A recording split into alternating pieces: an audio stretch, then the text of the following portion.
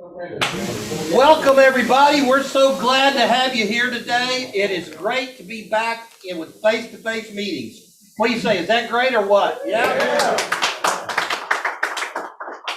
I want to thank everybody for being here. First off, I want to recognize some guests that we've got here. He's part of the family, but he's still a guest. Our regional secretary, Mr. Jeff Palmer. Wave your hand, please, Mr. Palmer, so everybody knows who you are. MMR. We also have our regional AP chair. He's ducking under the table right now because he doesn't want to be recognized. Mr. Dwayne Richardson right here. Yeah, that guy. As far as other regional offices, in the very back, we have a director at large, Mr. Daryl Cowles. Everybody look back there and wave at Daryl. We have our regional membership chair in the back with a mask on, Mr. Ken Kaiser. There he is. Welcome, Ken. Glad to have you here. Who am I forgetting? Well, but I think everybody knows who I am. I'm Mike Mackey. I'm the director of division, the newly re-elected division director for Cowcatcher Division 1. Thank you. Yeah, sucker is what Dwayne's saying up here. Thank you for your vote. If you voted for me, and if you didn't, I hope I do a better job and will earn your vote next time.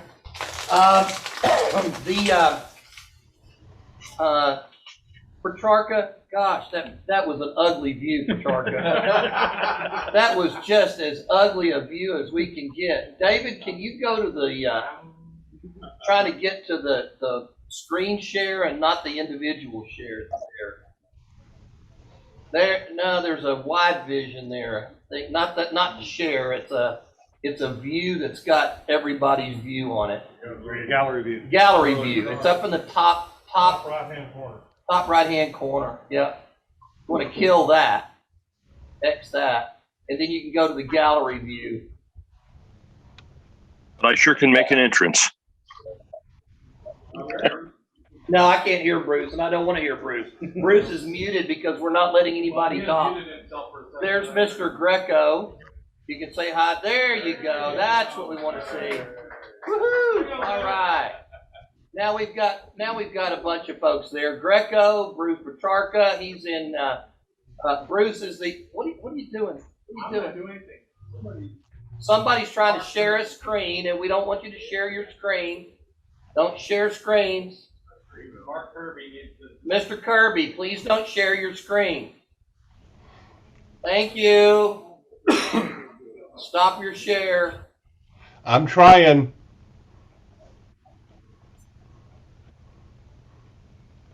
Can you take away the share features? I can't get to the full screen. There we go. There you go. Thank you very much. We've got from Don Hummel from Division 1. Wave your hand, Don. Thank you there. We've got Tom Greco from Division 1. He's over there. Wave your hand, Tom. There we go. Bruce Petrarca from Phoenix is here. Wave your hand, Bruce. Mr. DCC. He's trying to get away from that moniker, but I keep hanging it on him. Betty Mitchell is there, but she has no camera. She is in Division 1. We've got Jim Archer, who used to be a member of this club, but he's down in the Houston area now. He's joining us. Let's see. I was hoping that we'd have, there's Betty. Hi, Betty. Wave your hand. There you are. I was hoping we'd have Gordy Robinson joining us, our new president, joining us from Scotland, but he hasn't done that yet, so maybe he'll pop in a little bit later.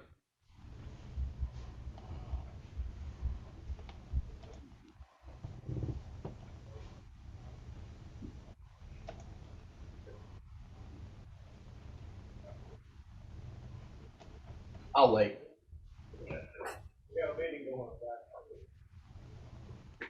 Thanks, guys. It's been over a year welcome back. I know it's been tough with COVID and everything, but since we last were in this room, the division has bought some new equipment to be able to do what you're seeing here and do all this. I'd like everybody to show their appreciation to Mr. David Cranda, who's back on the backside over here. We have got an audio-visual setup that's second to none in the NMRA, I promise you. Multiple cameras. We've got a video switcher in the back that is capable of doing all kinds of production effects and things like that, where we're drawing all this in, we're recording this on the Zoom call, we're being able to host this and simulcast this live on, if we could be doing it live on YouTube right now, we're doing it recording, and then we'll post it back on YouTube for anybody to consume later. If you want to go back and watch this again, we're going to have some really good clinics today. And so if you don't catch it live, then and follow it all the way through, go back and watch it on YouTube, and you can pick it up a little bit later. So you're going to really have some good stuff to absorb today. This is going to be an ongoing situation because we've got the equipment. We got microphones here set up on either side of the desk, so we don't even have to have lavaliers on our guest speakers or anything like that. We've also got microphones on the top of the cameras, and David is going to show you that he's even got the capability right here of picking up and showing the audience. So you guys are on your best behavior out there. You're live on the film. So we've got cameras pointing in every single direction. We've got multiple cameras. This is amazing, guys, what we've been able to do. And this is all kind of an offshoot of what we've been able to figure out, that how we can take and offer things to the members of the division, the region, and even around the world through the NMRA, and give back some things that haven't been offered before. That's the way I need to say that. So yesterday I put a report together that went back to our new incoming president. And by the way, Gordy is on the cusp of receiving his MMR. I think all his paperwork's been turned in. He just hasn't had his number assigned yet. But he will hopefully have his MMR before he takes office. And that will be the first president in over a decade to be an MMR. So congratulations to Gordy for that accomplishment. But anyway, I want to at this time pass out some long overdue awards. We don't have Mr. Ross here yet, do we? Is Michael Ross here yet? Okay.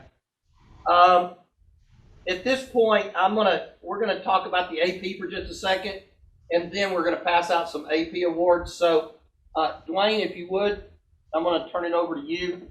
Talk about what, if you don't mind, talk about, before you pass those out, what has been accomplished this month, and where the certificates are that you're going to be turning in.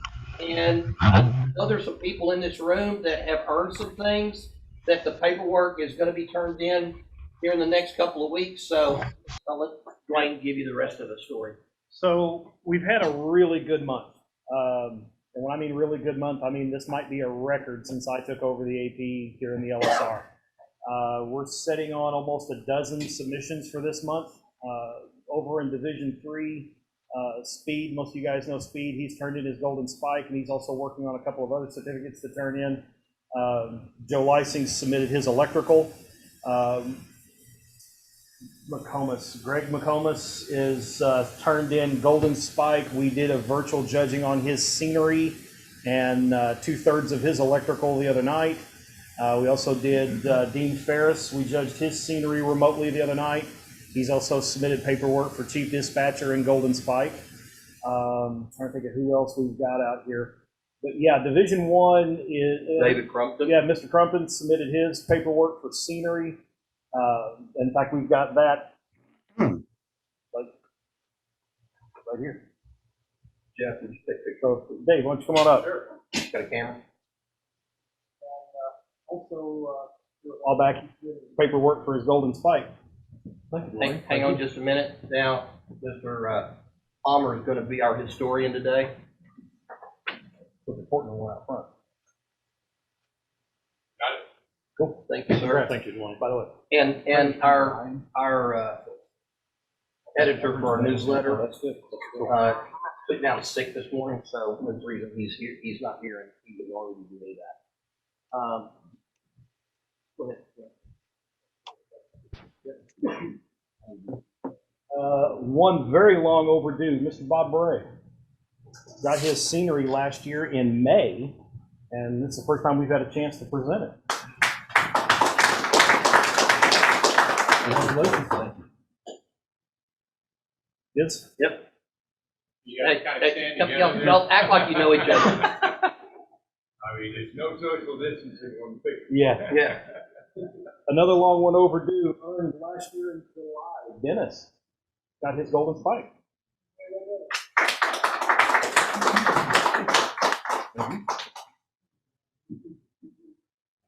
Cool. Yeah, it's been a good month.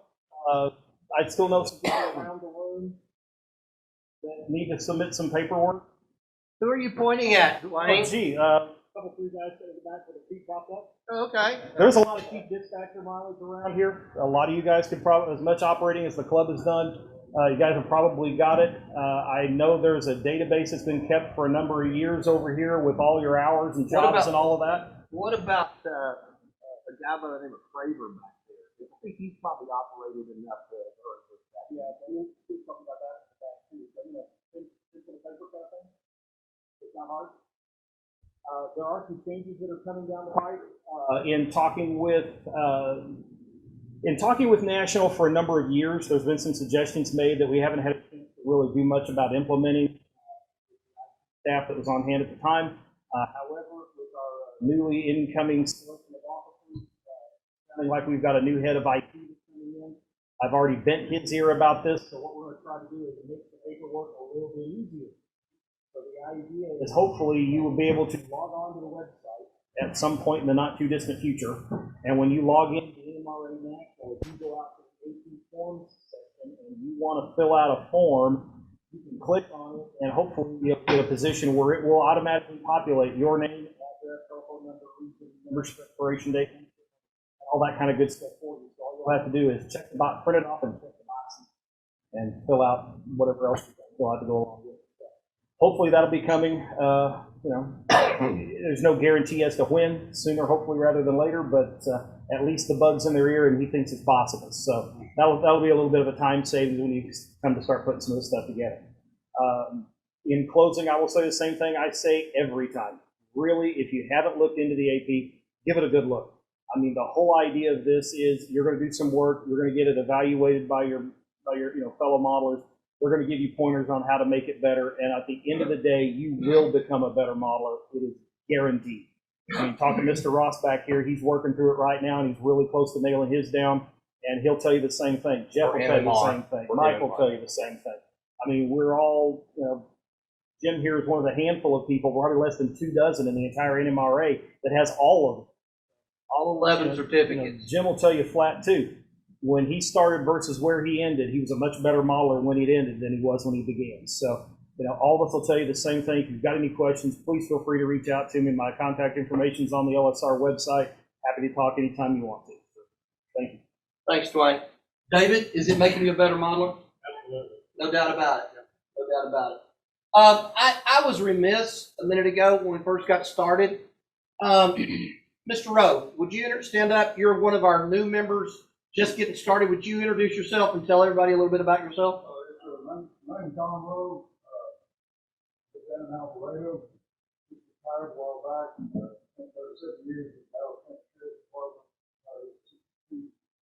I had a stroke right before COVID hit. Decided that was played with trains and messed around with trains myself. And my fears of mine started to both experience. I was in the hospital and what came out was started modeling. the meeting, Darwin, I believe it was, Plano, Plano. train show. Just saw the NYA and thought it was a good organization to join. So now that you've let the cat out of the bag, allow me to share that in 2023, we're having the national convention in Grapevine at the Gaylord. And the national convention is going to have people from all over the world. And I've just found somebody to work on our security crew. All right? So Funny, I've worked with the community detail. I bet you have. I bet you have. So you and I'll be in conversation later, right? Okay, thanks. Welcome. That's right. Yeah. Eric, would you stand up and introduce yourself? I'm Eric Smith, and many of you may have seen me at the train show the last 3 years, I guess. I'm the Plano, people who brought it. I'm the owner of Shell Railroad Models. We build, make artificial buildings and in and A shows. The kits look like the old BCM kit. But in different from the BCM kit, all of my buildings actually exist somewhere in the United States. Show you a picture of it. And at Mike's encouragement at the New Bronco train show. They don't know anything about what you're talking about. Yeah. He encouraged me to go ahead and become a member at join corporate. Cool. Thank you.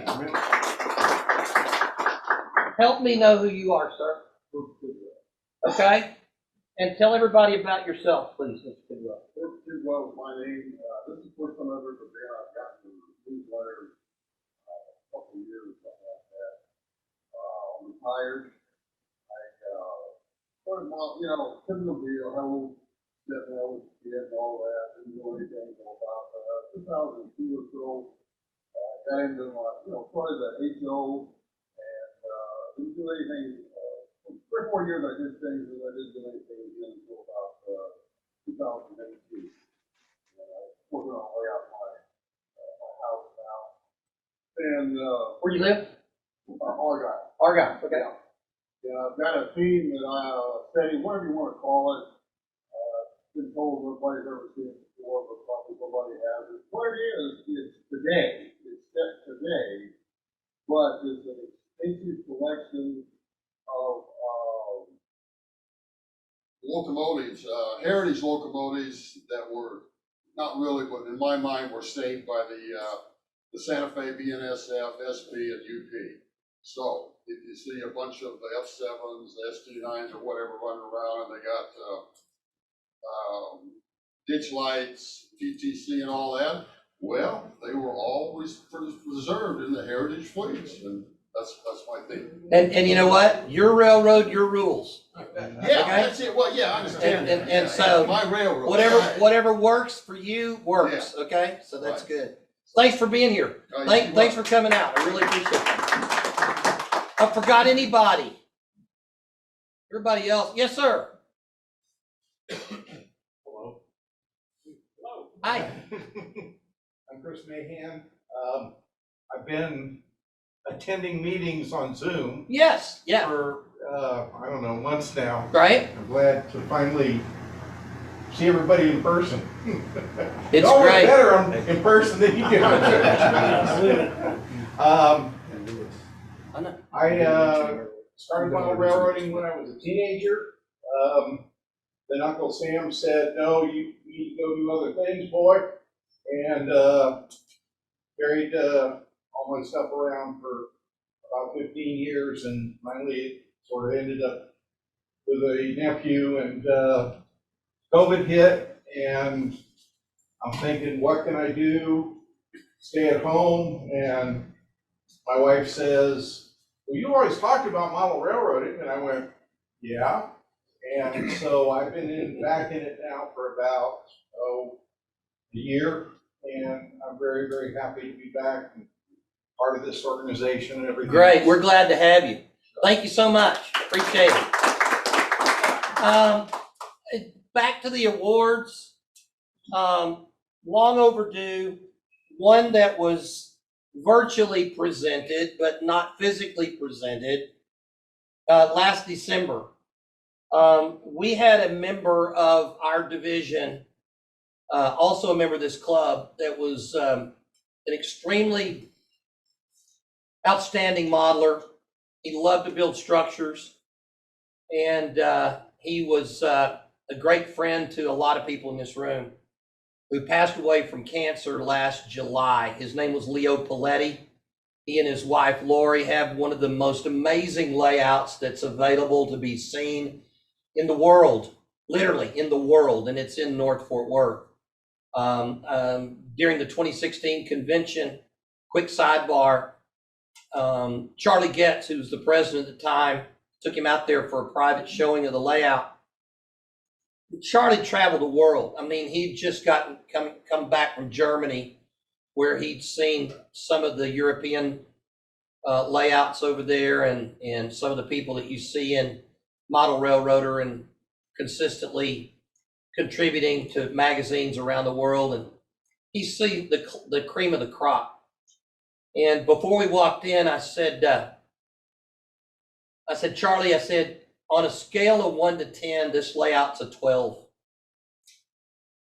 And he said, seriously? I said, yeah, it's one of the best.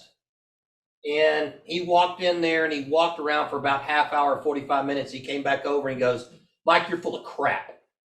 I said, what are you talking about? And Charlie was a little more colorful with his language than that, but you get the idea. And he said, he goes, on a scale of 1 to 10, this layout's a 35. And so this past December, I decided to institute a new award. And we've got several awards that we pass out annually. The John Garfield Volunteer of the Year Award, the Outstanding Member of the Year in honor of Jim Norwood. But this year, for the first time, we presented to Dr. Michael Ross the Leo Paletti Award for Outstanding Achievement in Modeling. So, Dr. Ross, if you'd come up here. Leo really was an inspiration. An inspiration. Congratulations, sir. Thank you, sir. Like that shirt, too. It's going to go up on the wall. Cool. Thank you. Everyone can see it. Thank you. And if you haven't seen the flat car back here on the corner that Dr. Ross is modeling in O-scale, 2-rail O-scale, it is a feast for your eyes. It is absolutely a feast for your eyes. So take an opportunity to look at it. Yes, sir. What were some of the aspects of this layout you're talking about that made it, so outstanding? Detail upon detail upon detail. There's it, and Leo and Lori, first off, they did it all themselves as far as the scenery, the detail, and all that kind of stuff. The structures, they built all the structures. That was one of their guidelines. They wanted to make sure that they built all the structures. Leo had a knack for being able to see in his mind a structure and build it without plans. And every single structure on the layout is that way, with the exception of some bar mills kits or fine scale kits or something like that. But typically he always modified those as well. He would take, and Lori is just as good a modeler as Leo is. In fact, Dwayne, in Houston, you remember the way that they finished up in the awards down there for structures and stuff? Yeah, but Lori won almost as many categories in structures as Leo did. And Lori put together a red light district complete with interior detail down to the girls flamboyantly dancing on a stripper pole inside of the burlesque show. And it's stunning in more ways than one, but that's a different thing altogether. But but the work of craftsmanship is just overwhelming, and they did it in 1 square foot increments. I mean, it's not it is globally done, but every square foot is its own vignette that crosses into the next square foot, and it all blends together, and it's just this amazingly detailed layout. It's museum quality if there ever was one. When is it set? 1950s. Yeah. So he's got some early generation diesels and steam. So it's just gorgeous. Absolutely stunning. Multiple, yeah, 2 levels. Daryl. Yeah, and it's all lit beautifully. Yes. Mhm. All the buildings are lit, the lighting in the whole building is amazing. But each scene, when you're looking at it, is not just buildings and people that videos and stories. Yeah. You can tell what's happening. Yeah. And not just these No. But in all the little scenes, there are things happening. And that draws your eyes and you can tell it's good. Like Lori asked me to print her, I do 3D printing, and she asked me to print her a bathtub and a toilet so that she could go to her farm scene and plant flowers inside the toilet out in the front yard and have a bathtub, sitting out there as well. And I think correct me if I'm wrong, Daryl, isn't there a goose chasing some chicken around or something like that on the farm scene? I mean, yeah. The nuns, yeah, walking somebody to their resting place. There's a cattle drive going on across town. I mean, it's just stunning. Just stunning. Oh, there were thousands. Yeah. Correct. Narrow gauge and standard gauge in HO. That's correct. So, at the next opportunity, Lori is, by the way, for those of you who don't know, Lori she came by the house the other day. She is continuing to work to finish her MMR. She's got some paperwork she's about to turn in. She is going to stay active in the hobby. She is going to stay active with this club, I believe. Is that right, David? So we're thrilled that she's still going to be participating in the NMRA, and we love her as a sister, and she's just fantastic. So that's it. I want to recognize somebody else and show our appreciation. It's been a long time coming, but this facility that we're in belongs to Texas Western, and they open their doors to us every month. Next month will be a hot dog cookout that we will have right here. So come hungry. It'll be a shorter meeting. It's at the same time as the regional board meeting. Shut up, cows.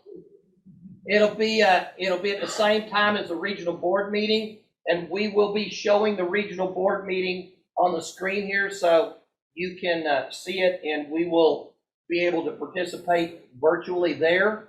But at this time, I want to call on Mr. David Crumpton, the president of Texas Western, and show our appreciation to him and let him say a couple of words. First of all, for those of you, David, come up. They're having trouble hearing out the audience.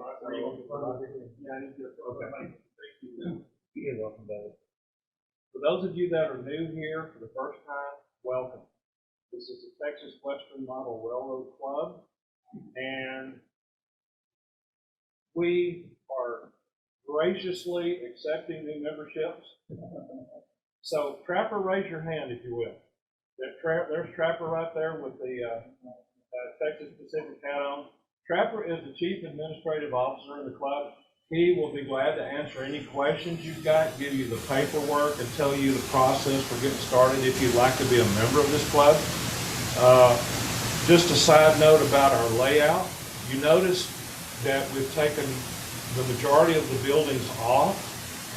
What several of the members have been doing over the last few weeks, we have painted all of the pink foam brown. We got tired of looking at pink foam.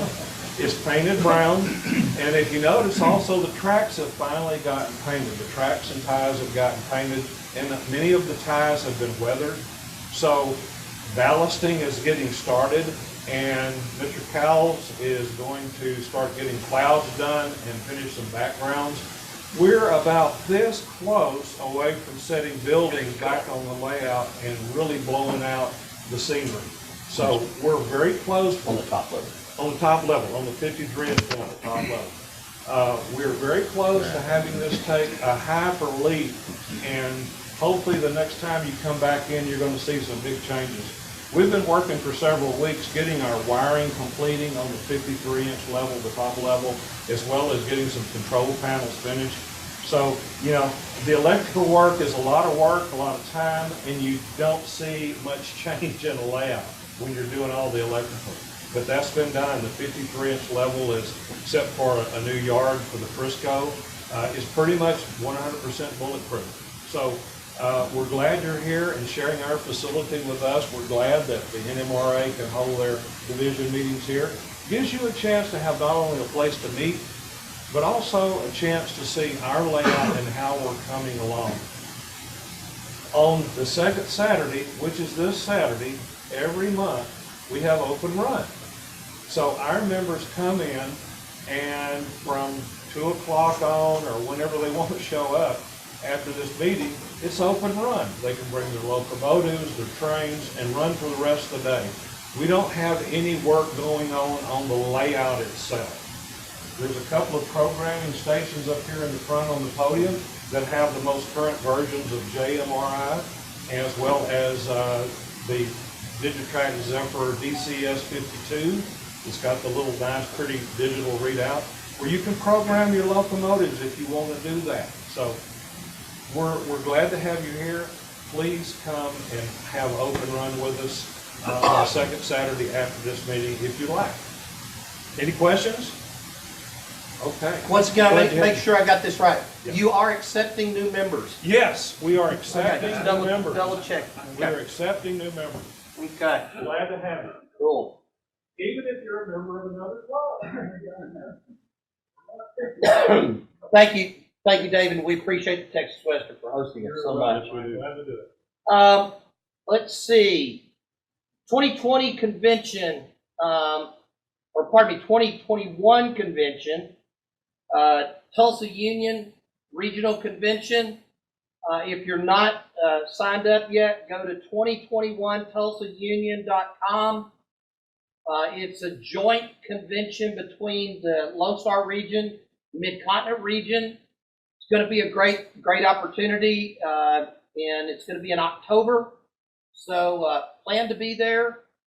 I think that you're going to find, if you've never been to a regional convention, it's a lot of fun. You're going to see a lot of good clinics, a lot of fellowship, and some really, really nice layouts in Tulsa.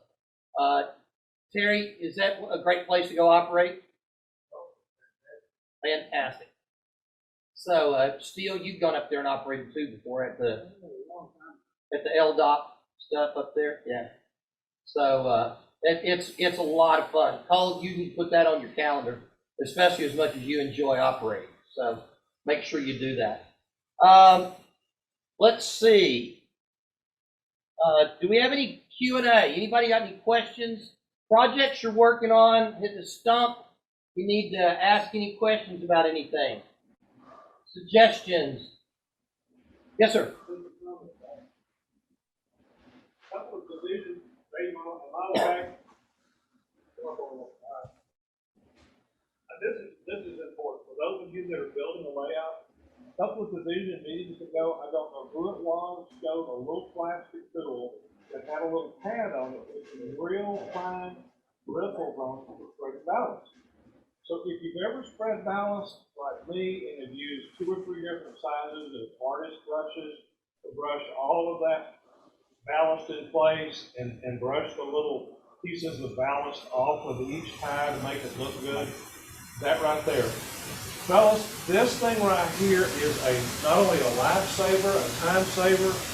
What would take me an hour to do 3 foot, I can do in about 5 minutes with this. Not only does it spread it very, very nicely, but if you put your ballast... What is it again? I can't see it from where you were. And is it just like a paintbrush? It's just a trim paintbrush that I got at Lowe's, $2 and something. Okay, $2 and something.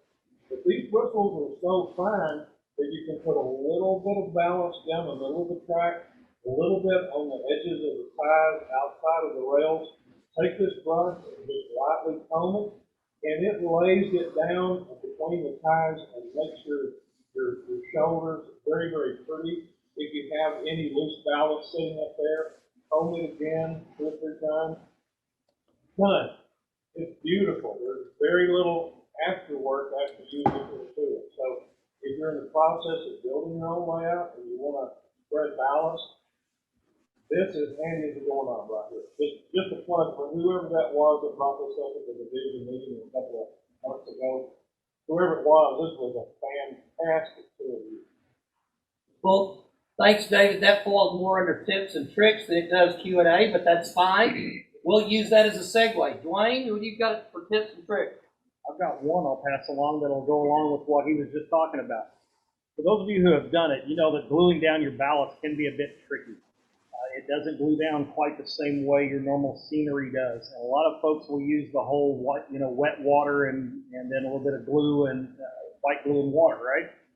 If you will wet down your scenery, this goes for any ground foam, but especially good for ballast. Wet it down real good with rubbing alcohol.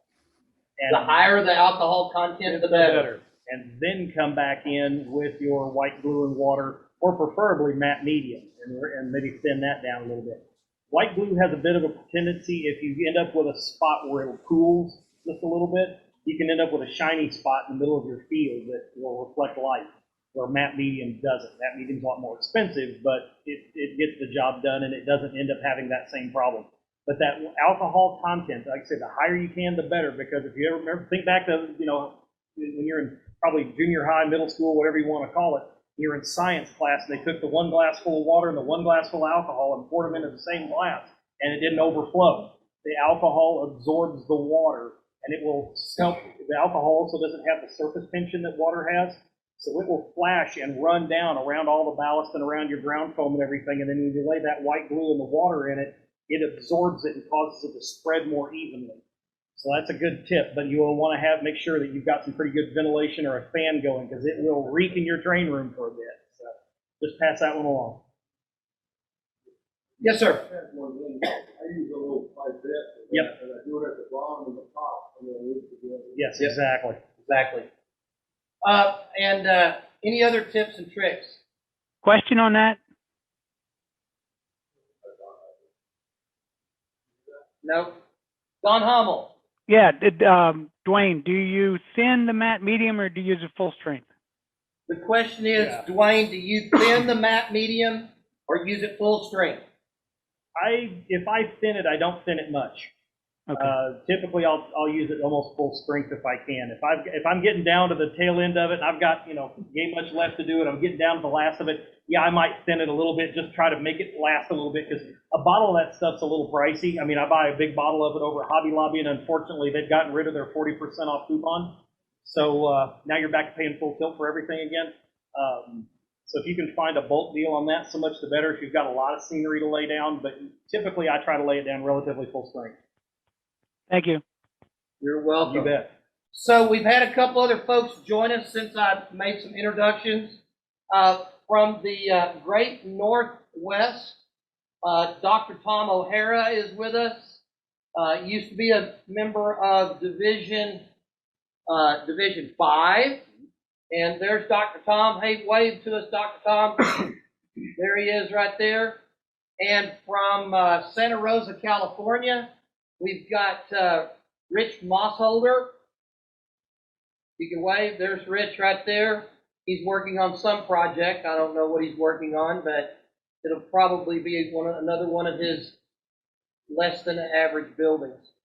So, yeah, I knew I'd get a smile from you there, Mossy.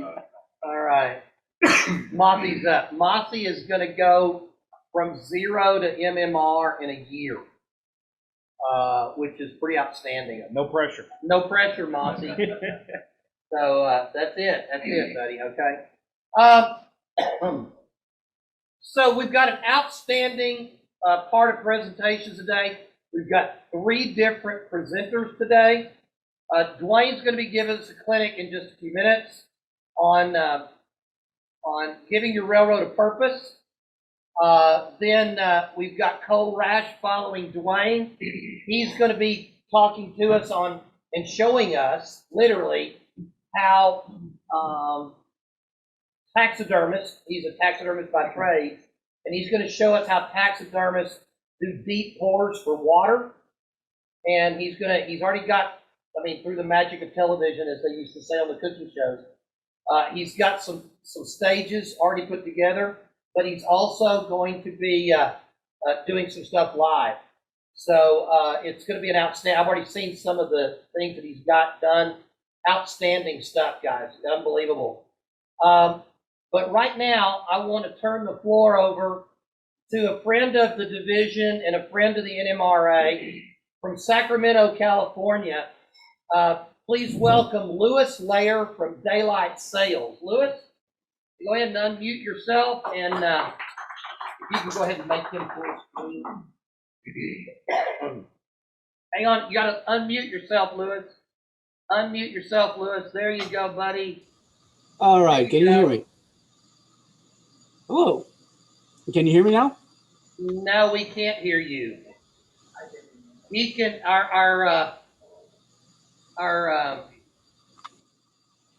Okay. Our producer can hear you, but go back to not the view. Go to speaker's view up in the top right-hand corner.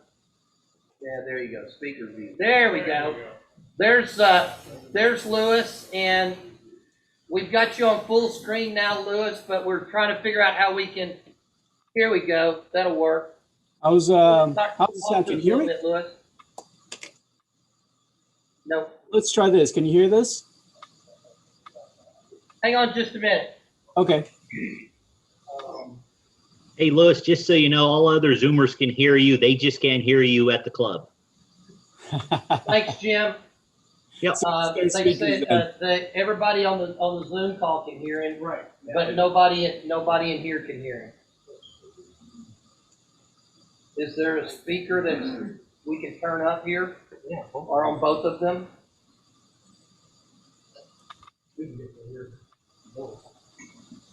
This is our first foray into this multimedia stuff, so we're still working out some bugs.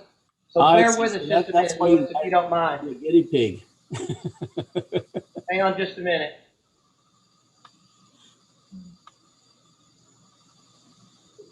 By the way, I like your shirt. I don't know if you can see my cap. Yeah, I can. Yeah, and you've got that NMRA shirt on there too. You can't see my cap? Yeah. Oh, you can see it. Oh, okay, cool. I've seen it. You just need to turn it on. You got. I also noticed you have that. We got a solution. Bear with us just a minute, buddy.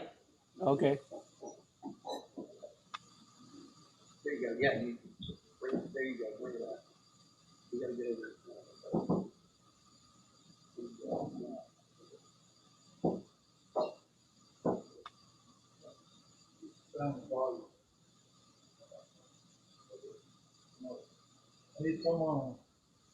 Talk to us a little bit, Luis. All right. How do you hear this? No, that's okay. Hang on a second. We're gonna hook up a set of speakers. We're getting that done right now. So we appreciate your patience with us.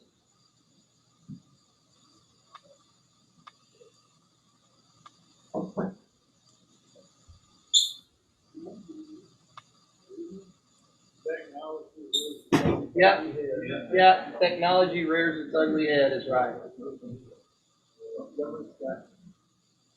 No good deed goes unpunished.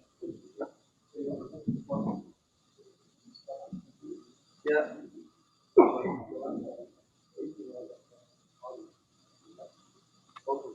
Yeah, the HDMI should be. Yep. Man, they're really in trouble now. They got Trapper helping them, so that just won't help at all. I knew you heard that comment.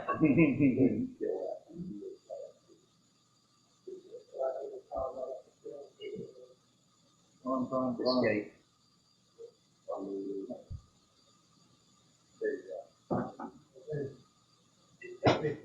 We don't. So Lewis, say something so we're not looking at Jim.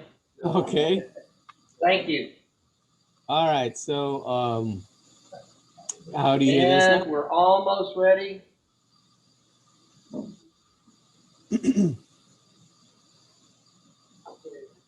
And max volume on the computer. Right now. Okay, Lewis. All right. Well, that's a pretty big screen over there. Sweet. That's nice. Nice setup.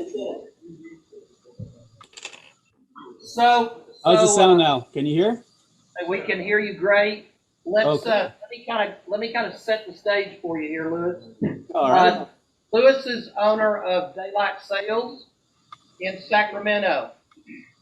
Daylight Sales worked with us in 2016 for the 2016 regional convention, and they helped us have a consignment railroad merchandise shop there. They sent us items that we didn't have to pay for. We sold for them, and they allowed us to take a commission on it. And then we shipped back what we didn't sell, so the convention was out at absolutely $0. If we didn't sell it, we just sent it back. The only thing we had to pay for was the freight. From there, the relationship grew, and I talked to Lewis about setting up a website where we could order Division I merchandise. Dr. Ross, would you stand up, please? The shirt that he's wearing right there is one of the shirts that Lewis produced, and we're turning it around so you can see it now. There's a new camera. Our cameraman is running back and forth, and he's getting in his steps on his iWatch. So, and as soon as Dennis sits down, then we'll be able to see it there. All right, cool. But Dr. Ross, you stepped down too quick. Now, all right, there's the shirt. All right. So Dr. Ross has got one of the Daylight Sales shirts that he embroidered and sent over here. So from here, I'm going to turn it back over to Lewis and let Lewis tell us all about his company, what they do, what they can do, and what you can do with them. Lewis? Thank you. Thank you. As Mike mentioned, we're a apparel decorator shop, embroidery and screen printing, and we've been in business actually for 26 years now. Started by Dave Houston, which a lot of you guys know, and I actually ended up purchasing the company from Dave, which I thought was a fantastic, well-run company. Our primary niche market is the railroad industry, and we cater to all the museums and the clubs throughout the country. We also work very closely with everybody in trying to help organize and get their logos or anything that they need for special events, for conventions, and or just any other designs that you would like.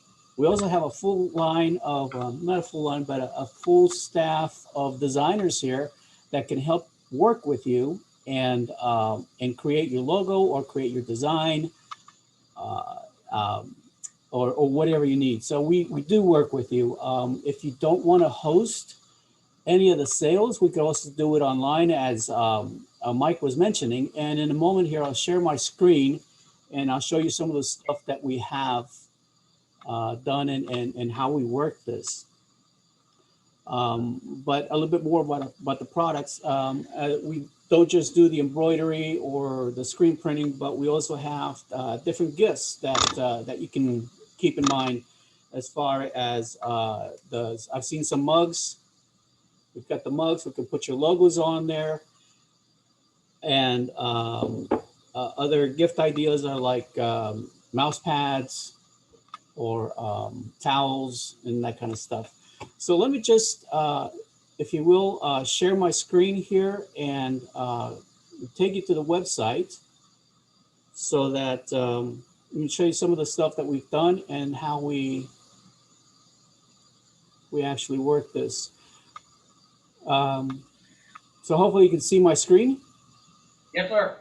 And so this is the first page that you will come into. And What's your website address? a website address is daylightsales.com.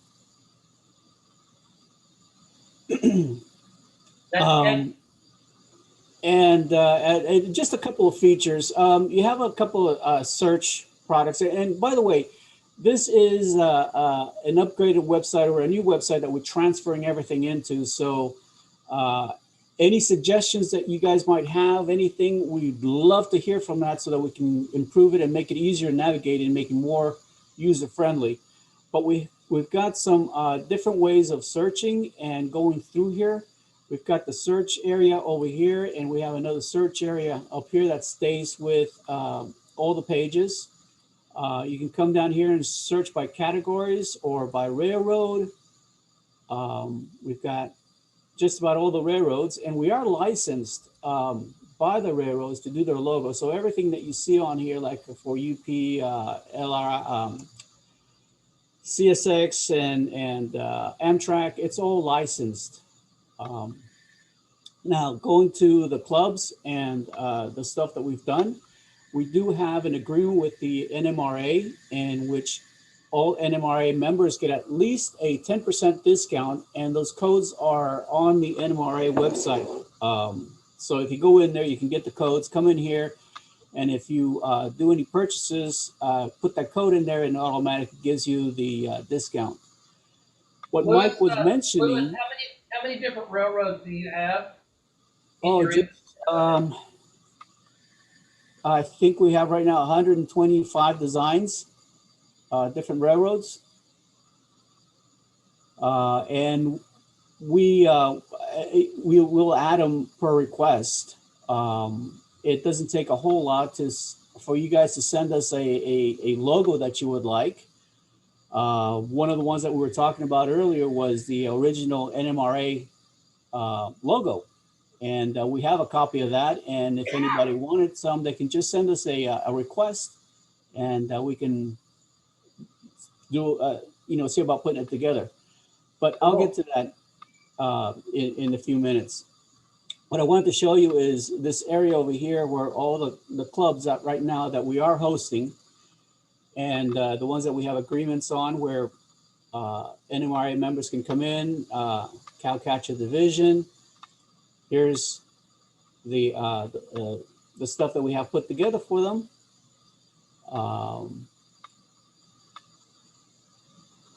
We have the NMRAX and some other ones. Anyway, so basically what we do is we'll just work with you and put together whatever you would like. Click on Trinity River Division there.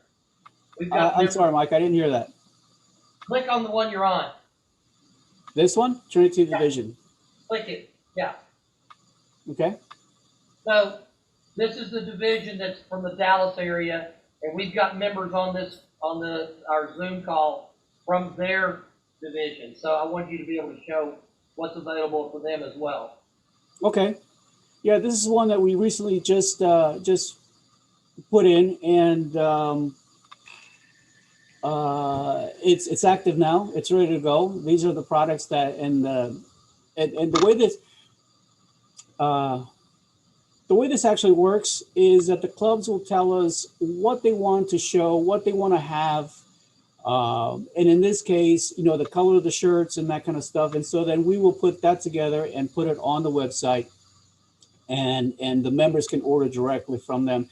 In the Trinity River Division case, there is an additional discount, if you will, and that is for the club members, and we can do that also separately for all the different clubs.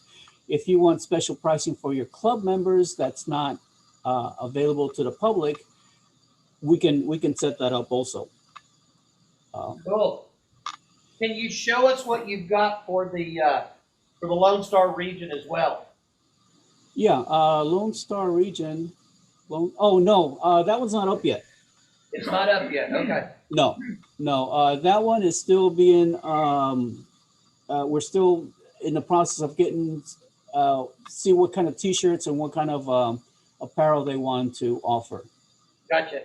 the different colors and stuff like that. So once I get all that finalized, then yeah, we'll put that on there. But as far as the logo, we already have it and the logo's ready to go. We just don't have any apparel to match it to and put it on there. Understood. Understood. All right. I've got another one here, the face mask. We also offer face masks if you wanted to do a personalized face mask. You know, you can send us your request and we would put the logo on the face mask. The only thing with these face masks is because of the slow process and everything else that we have to do and keep everything sanitized and the whole works. We do have a minimum, if we're going to do a special logo, a minimum of 25 masks. Louis, not to steal your thunder, but buddy, I'm hoping we're on the other side of these face masks. Yeah, I know. I'm just going through these right here. So let's see. Moving. Oh yeah. So anyway, we can go ahead and help you with anything that you want on that. On here in this one, we do offer more than just the apparel that you saw. Anybody can go through here and download or view the catalog online. And as they can see, we have over 10,000 products that we can choose from, or you can choose from to do your logos or t-shirts or anything that you want. You can go through here and view the catalog. If you find anything that you do like, you can download it, each page or the whole thing. And once you get the information, click on request a quote and send us the information, and then we'll start the dialogue and work with you on that. Or you can just go ahead and send us an email directly, and our email is daylightsales@gmail.com. Excellent, excellent. Does anybody have any questions for Louis? So let me add to what Louis was talking about. If he goes back over to the Division I offerings there, if you go back up to the shop, Louis, and then Cowcatcher Division I, up one, there you go, right there. Okay, so any of the opportunities that you would like, shirts, caps, whatever, and if you see a white cap right here in the middle, if you click on it, that cap comes in different colors as well. So you can get different colors accordingly, and you can see here he's got a gray cap or a white cap or an off-white cap that you can do right there as well. But the good thing about it is Louis has been kind enough that a portion of every sale that he gets through the website is donated back to the division. So when you buy stuff for the division, you're actually helping the division to do that. So I would urge everybody to go out here and go over to Daylight Sales and pick up a shirt, pick up anything you can. If you want a cap or whatever, because in the long run, Mr. Brandon is going to be able to receive a check and it comes back into the division coffers. At least it better come into the division coffers, right, Mr. Lyson? It will. You promise it's going to do that. You trust him implicitly. All right. Louis, you got anything else you want to add, my friend? No, that's just it. The only last thing is, just remember, we're not just in railroad. So if I saw somebody over here on the screen that has a car, and we do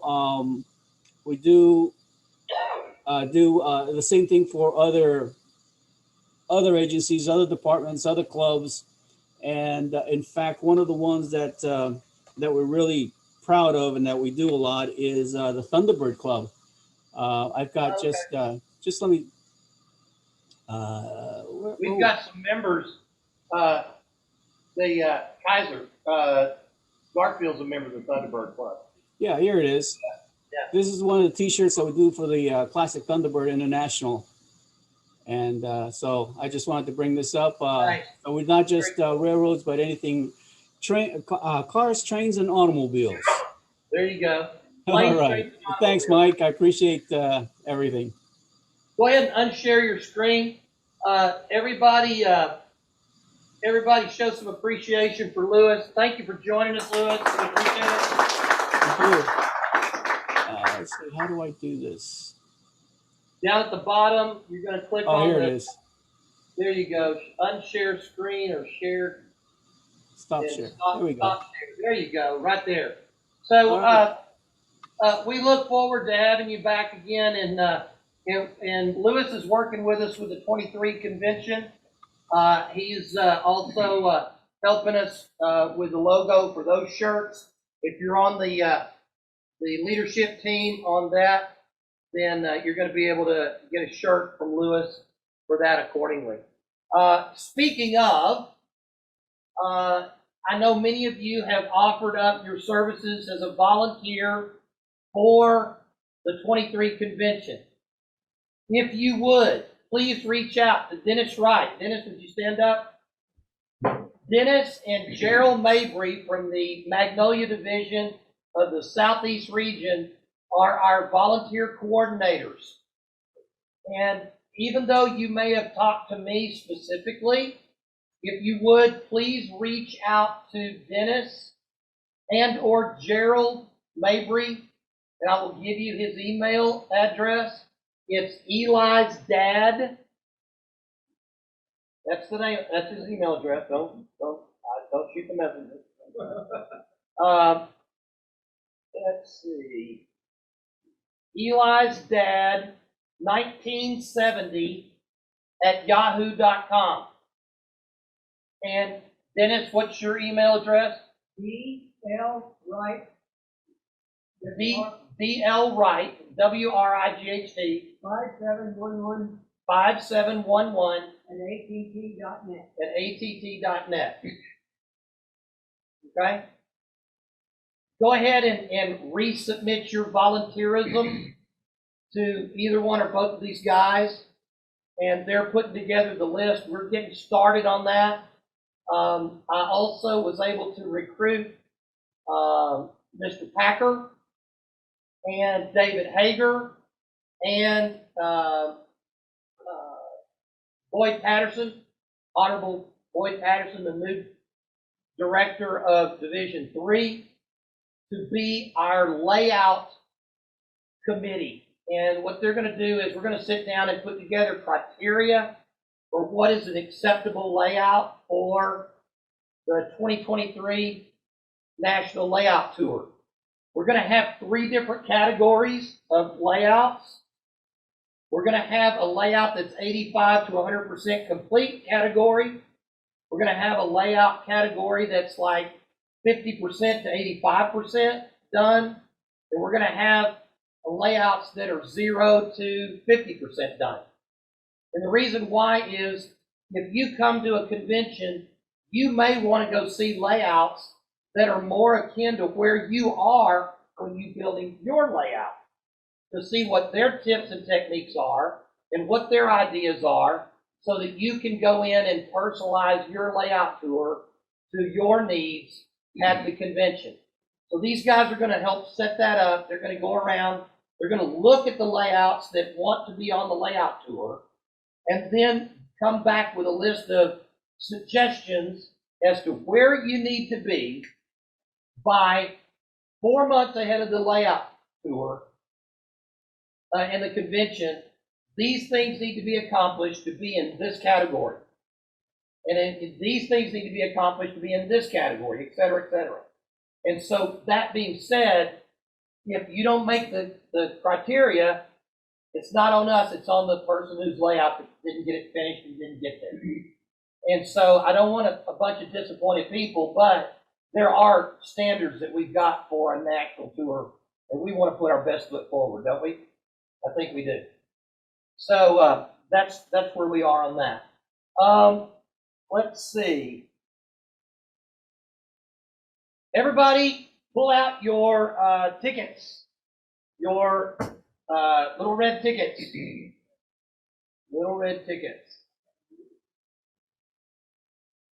And just so you know today, guys, today's a good day.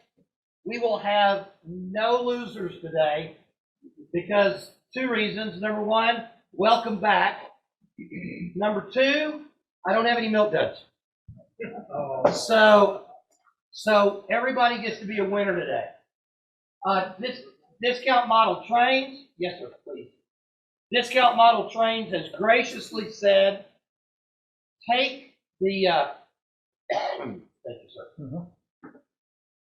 Take the certificate from last year, scratch out the date of 2020 on it, put 2021 on it, and they're going to honor those certificates moving forward. So we're in great shape there, and we've got, yeah, exactly, Brad, yeah.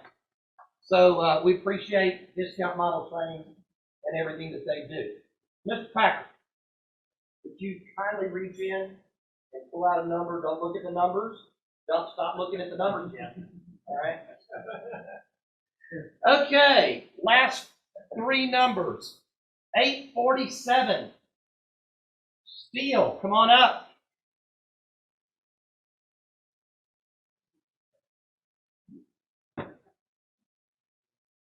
You got door number 1, 2, or 3. What you picking? Door number 2. You want to trade it, or you want to keep it? You don't know what you. I don't want the box. You want what's inside the box, okay? There could be a different option. You sure you want to keep this? Okay. You get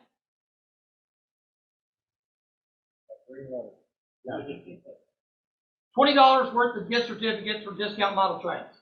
Cool. All right.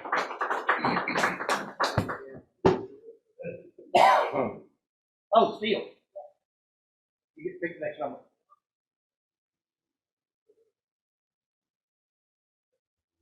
There you go. Perfect. What's in your hand? Ouch. Last three numbers. 852.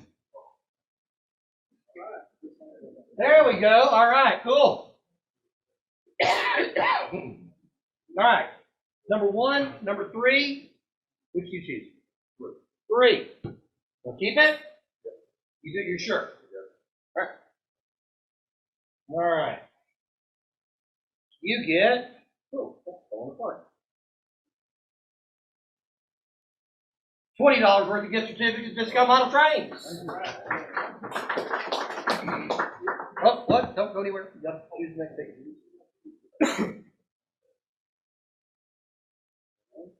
That worked. Well, you give me 2.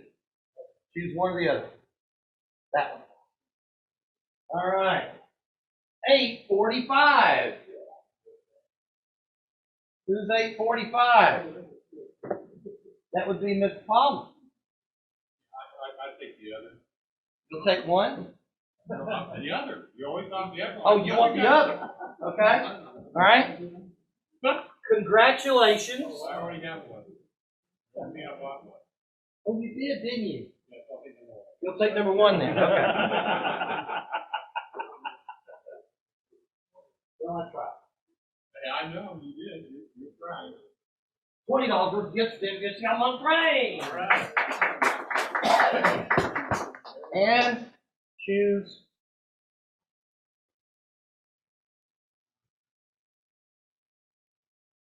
$830. 830. That would be Mr. Kaiser. And Mr. Kaiser's already got one. Give it to someone else. Another number. Already got one. 835. That would be Trapper. Trapper doesn't have one.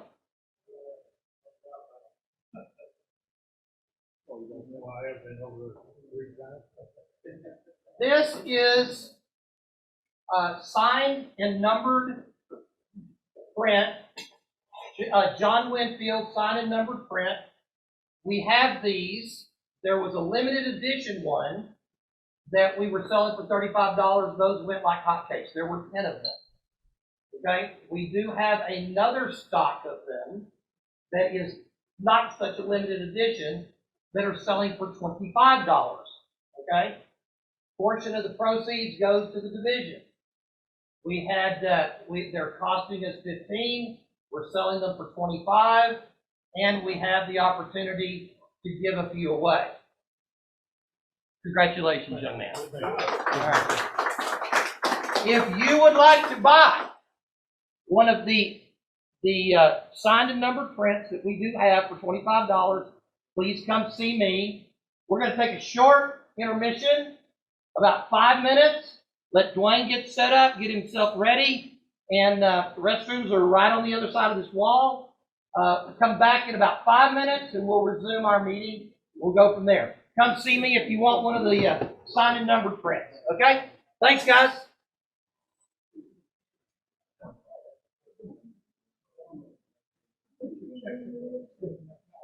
Sorry, which one did you get? The $25.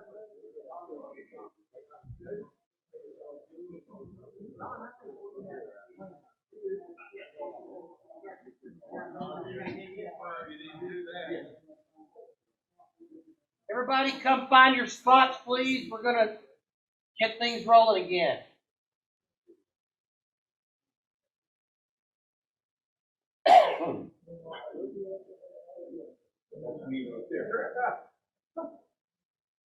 All right. So, how many of you guys have come over to my layout and operated or seen my layout? There you go. Okay. So, you guys know that my layout is primarily metropolitan or city switching layout with a lot of industries on it. And it's open enough to have parking lots and some open spaces, but it's concise enough to where there's industries that interrelate. And with Dwayne's help, it was a lot of planning as to what industries do what and how the cars flow from one industry to the next with the help of the computer software JMRI to make operations very realistic on the layout. So I thought it would be a great idea to have Dwayne come in and give us a clinic on how all of those industries interrelate to each other. So without further ado, please welcome Dwayne Richardson, one of our first clinician of the day. Thanks, Dwayne. Slideshow going here.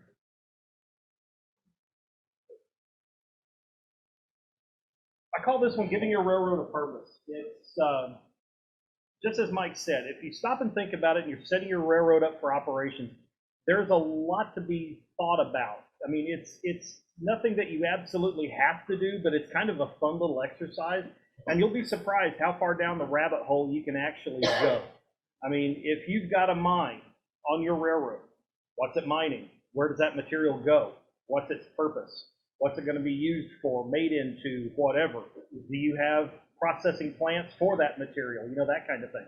And if you're building your railroad from scratch, you're in the planning stages or whatever, or even if you've actually gotten it started, this is something to kind of think about for train movement. I mean, the whole purpose of a railroad is let's move freight from point A to point B. Well, what is point B? We've all got point A on the railroad, or it might be a point B on the railroad. If you got some place that's there, what's coming into it? And where does that come from? So when you start kind of diving down the rabbit hole a bit, it can go in a lot of different directions. And we're going to talk about that briefly here today. So we're going to look at a single business, one small storefront, or a good-sized storefront, as the case may be.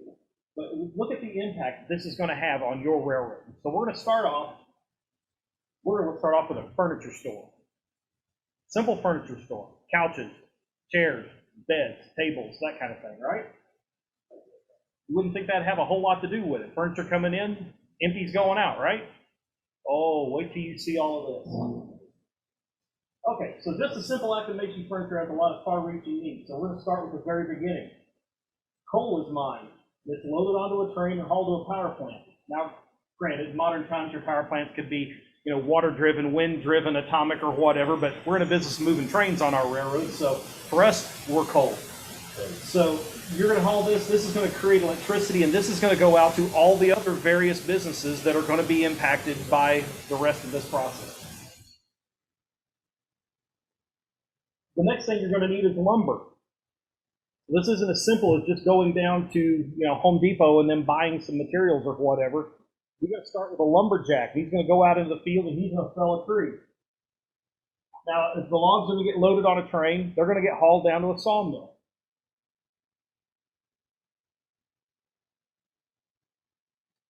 We got a mine here for iron ore. All this material that's going to be mined can be taken by train and turned into metal products, such as nails and staples and things like that. So now the trains are going to haul the finished lumber, all the metal fasteners, to a pallet making company. And the rest of the byproducts from the paper, from the sawmill, will be hauled to pulp facilities for making paper in a paper mill. The trains are going to bring those paper products to a company that makes cardboard boxes and tubes. Trains bring livestock to the farms. They're going to need sheep and cows and things to that effect. They're raising those for more of a meat product, but the byproducts of this are going to impact our furniture too. At the end of the season, the farmers are going to send those to meat processing plants and rendering plants. Farmers are going to send the wool fibers by train to a plant where it gets spun into string. Trains bring the animal byproducts from the rendering plant and other raw materials to a glue factory. Trains also bring hides to the tannery.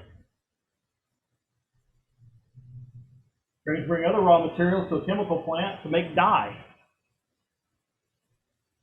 Now, all three of those sets of materials are then going to get hauled by train. The dye, the string, the cardboard tubes, and the textile mill gets all hauled to a textile mill. So they're going to start spinning up the materials for all the furniture coverings.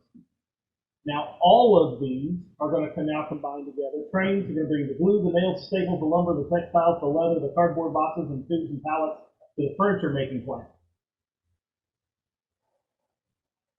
The furniture plant is going to produce the furniture and it's going to bring it to a warehouse. Now, I said small store earlier. I really mean a big store, because now the trains are going to bring it from the warehouse to the store. Maybe they got a loading dock in the back. So it's a really big store. Nebraska Furniture Mart big. That is a visual representation of all the train movements we've just talked about.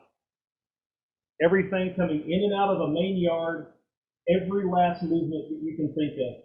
Trains coming in, trains going out. Some of this, like iron ore, is a one-direction train, basically. You still have empties going out to the mine and loads coming back in. But every one of those things is an operational move on your railroad from one type of store. And you start thinking about all the other things that go in and out of a town, the needs that happen for the people. And this is something I'd never really thought about until I started looking through and doing a little research around the train movements on the narrow gauge in Colorado. Being that my area of interest, I started looking around and I found out that the Colorado Railroad Museum, I don't know if they still have them available or not, but at one point you could buy like 3 different years of ICC reports, and it would show all of the train movements on and off the railroad in all the various towns. And it would show it by boxcar load. So you can see up here, this is the DNRGW Silverton branch. This is an outset I made in a spreadsheet. This is for the years 1941 and 1948. And you can see up here, down to the money they made. Number of tons, number of cars, and how much revenue it actually generated. So moved from this branch to points on the system and to the branch from system points. So this is trains coming into the Silverton branch and products going off the Silverton branch and heading to other places.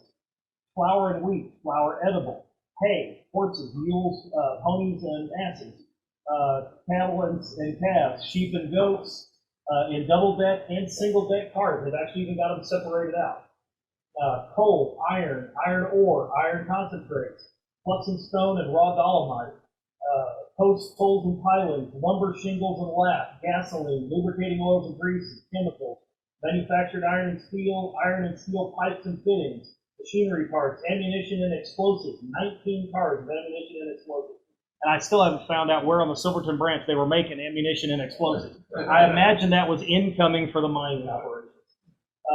Cement, natural and Portland. They didn't have anything in 1941, but in 1948, you can see here that they had, where'd it go? I lost my spot. 6 carloads, 98 tons. It generated $1,126 worth of revenue. Waste materials for remelting, material manufacturers and miscellaneous, and all LCL freight. And this is part of it. There were several more entries on the next page, and this is all I could really get on one good slide. And it got me thinking about all the other things that were in there. And I mean, I've got all 3 of those in a 3-ring binder that's a 3-inch thick book, and it takes up all of it. And you read through every last town on the railroad has a spreadsheet like this for each of the years. And you start looking at carloads with a drywall. Okay, unless I've got a plant making drywall, I wouldn't have thought about drywall coming in and out of the town. It just completely escaped my mind. But people got to live somewhere, and you got to build the houses. When we think about moving the lumber, you don't think about drywall.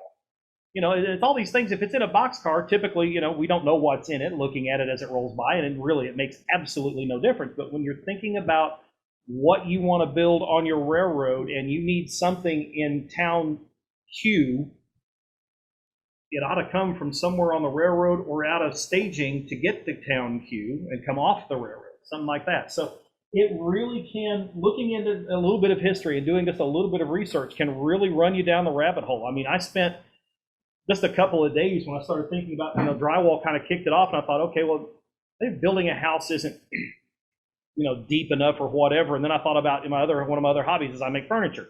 So I started thinking about all the things that I have to get to put a piece of furniture together, and it's, you know, it's a run to the lumber yard. Then, you know, then it's the machinery you've got to have. You know, I've got a planer and a joiner and a table saw and all this other stuff. So you've got flat car loads potentially of machinery coming in for replacements or repairs of machinery going out. You've got all the hard materials coming in, and then it's not just lumber coming in. You've got to have the lumber, you got to have the glue, you got to have the fasteners, you got to have the varnishes, the stains, and all of that. So then where does that come from? And then where does that come from? And it just went down the rabbit hole further and further and further. And by the time I got, you know, a page and a half worth of notes, I was like, all right, this is a clinic. So I just started laying it all out here. It really can be, you know, a large number of stuff. I mean, here's the Silverton branch again, with just a few of these things boiled down, but a lot of it's the same type of information. But I mean, that really is quick and dirty. I mean, it's a little short clinic. The whole idea, though, is to get you thinking a little bit from the planning side of things. It's, okay, you've got a coal mine there. Where's the coal going to go? What's it going to do? Well, for those of us in steam, you think, okay, coal goes to the railroad. Well, coal can go to other places. If you're far enough back that you're running steam, chances are coal went to all the housing and everything too, because they had a coal-fired boiler downstairs. So you've got to keep some of this stuff in mind for some of your other ancillary businesses running around the railroad and places to switch cars to. And it can really bring to life your railroad, give it a purpose. Any questions? Thoughts? Thank you very much. All right, good job, good job. So our next clinic that's being set up on the table right here is one that I think you're really, really going to enjoy. Those of you in the back, you want to come up front for this one. So go ahead and start moving forward. You want to be able to watch this happen. Dwayne, go ahead and just leave your computer there. He's just pouring resin. It's okay. Yeah, exactly. Resin there.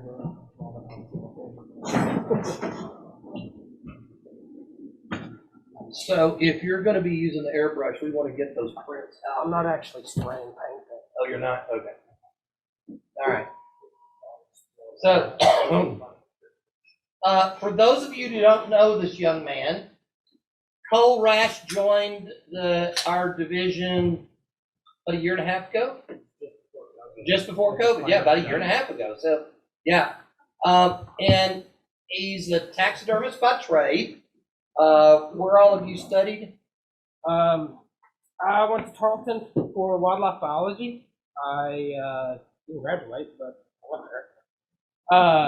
Then I went to taxidermy school in Snyder, Texas. called Central Texas School of Taxidermy. Since there, I worked at Jonas Brothers up in Colorado, which is a 65,000 square foot warehouse of just taxidermy.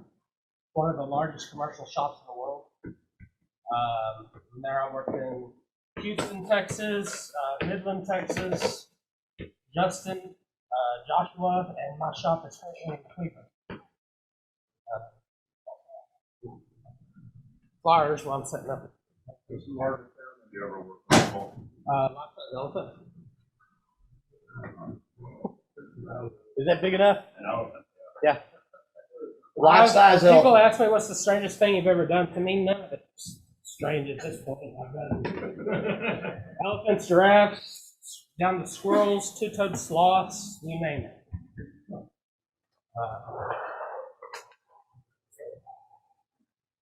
So, I don't know if those of you, can these be passed around? That one thing, yeah. Okay.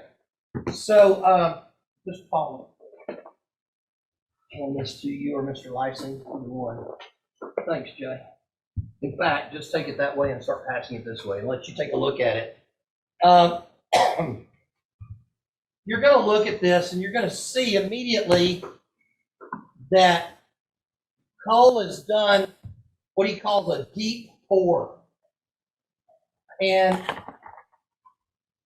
it's an amazingly different look than what we get on our model railroads. That was one pour straight to 2 inches, so you don't have to layer it. So if you're doing like a large river, like a Mike's Railroad or something, and it's a good stretch for the whole thing. It's and he was saying, I don't want to steal your thunder here, but that pour right there is one drop of blue into that water mix. It's a resin tint. You can get it at Hobby Lobby. I picked it up. It's like, I think $5 a bottle or something. It's the resin for the deep pour can get a little expensive. When you're talking about like a gallon of it, well, it's a 2-gallon kit, and it's I think like $200-something but that's for 2 gallons. Now the kit I'm using, you can pick up at Michael's for $40 with their 20% off coupon. It's not bad. And you used what is that, a pink foam base? Yes, yeah, if you look at the back, it's pink foam base. And then I just coated it in plaster. So the resin won't go through plaster because certain resins, especially like the artificial water I'm going to talk about, with the MEK hardener in it, it will eat straight through the foam. So same as like lacquer-based paints and everything else will eat through it. You can also tint this resin with a water-based paint. I would use like a thin down airbrush water paint and do it that way instead of like a craft store acrylic paints that are water based. With this artificial water, you can make these splash seams is what we use, and whenever I have extra, I just pour on a trash bag on the floor, a crumpled up trash bag, and it makes these, which you can then, they're pretty hard, they can break, but you can heat them and then bend them. It's nice. You were saying that you use those to help make waterfalls. Yeah, that's what I was about to say. You can make, take a trash bag or a piece of foil and crumple it so it gives you more vertical lines instead of just sporadic, and pour that on there, and then you have a strip for a waterfall, and then heat the top and bend it over to give that flowing effect. And then use like Envirotex, which this is just an off-brand of Envirotex, that to blend the seams together to the rest of your resin pour or whatnot. So on this, I'm going to start mixing this up because you got to start for like 5 minutes. Now, he's actually going to pour this right now. You're gonna see how he's actually gonna do it all, so. If you're still in the back, you wanna come forward, drag a chair up here, we've got more space up here, so come on up if you want to. Paul, is this material close to or the same as the woodland scenic stuff? I believe so. I've never actually used the woodland scenics. I'm sure, I don't know, do you mix it 50-50 or? No, and you can't You just pour it straight out, right? You can't do thick pours on it. It's, I think half inch is about Yeah. as max. Yeah. And so this will be a little bit different. The resin that I'm mixing up today is 2-to-1. So it's 2-part resin to 1-part hardener. It's the exact same thing that they use for river tables. So where you'll have 2 pieces of cedar and they'll fill the center with resin and add pigments, be it pearlescence or whatever. It's the same thing. Where do you get this stuff? I bought this at Michael's. Michael's. Yeah. Okay. And this whole box, the thing What's is just the make brand sure name on it? this is Omnilight Amazing Deep Pour. And the thing is just make sure it says deep pour. Because that means you can go up to 2 inches anywhere in between. Where like the Envirotex or Famawood or anything else, which the Famawood you can get at Home Depot, but it tends to have a yellow tint like old polyurethane. The Envirotex will be clear. So will the artificial water from McKinsey, which is a taxidermy supplier. The thing is with that, you can easily add too much hardener and it will heat up and crack. So, and that's one you got to have a scale for, weigh it out when you pour it. It's kind of a pain, but that gives you all these splash zones and stuff. If you take like the Envirotex and pour it on plastic, it stays flexible. So that is another option you can do with it. And you put Envirotex on the top of this piece that we're passing around to give the ripple look? No, I used a gloss Mod Podge. Mod Podge, I'm sorry.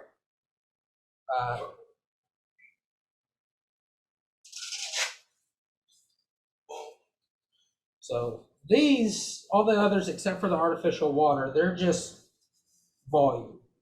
Batch it by volume. The Envirotex and the Famawood, they're 50-50. So they're easy. On those you can't pour but 1/8 of an inch to 1/4. So you really have to layer it up.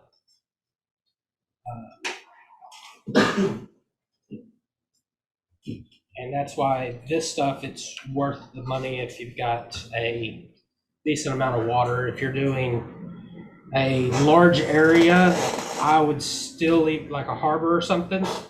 I would still even use this. I just may not pour it, but 3/4 of an inch or so. You're using which one there? I'm using the Amazing Deep Pour. Mike's got a big river he's going to be pouring. I know where his head's going on this one. Yeah. How much do you charge per hour? Yeah, really. Oh, and he can afford it. Okay. There you go, Mike. I like that. So the only downside to this is it takes some time to set up. So it's going to be a pour, leave it for a couple days before you mess with it. It'll be fully cured in, I think it's 5 to 7 days, but you can pop your mold off and start doing your water service after a couple days. And you pre-treat your mold? No, this hadn't been pre-treated. What you can do is you can take like the Envirotex and do a brush on coat. If you see on the base, it will creep up your habitat material. Wick up. Yes, wick up. So you can pre-coat it with the Envirotex or something to stop that and control how much it goes up. Me, I was going for more of a muddy bank look, so I just let it go up as high as it wanted. You put all your sticks, all your rocks, glue them down ahead of time, and then once you've got underwater fully scenic, like you can go ahead and put fish and everything, and you take just 5-minute epoxy and string it out on a piece of plastic tape and stick a fish on, and when that dries, you can peel it up and then glue that epoxy stick, and then you won't see it once the resin's formed. So I'm just going to take Dwayne, go ahead and bring that back up here if you would. 1 drop of the blue, which is all I use for that. But for this one, I'm going to go a bit muddy, so I'm going to take some brown and add with it and see what color. Shake it really good first.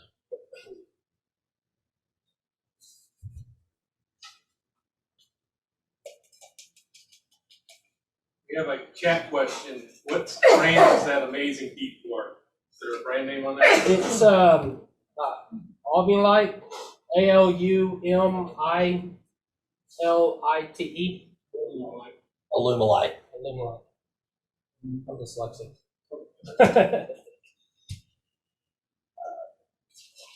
Now, I always add my color to one of the resin cups. That way, if you don't like the color, you can start over or add to it or whatever. Just realize that it will become a bit diluted once you mix it in with the rest.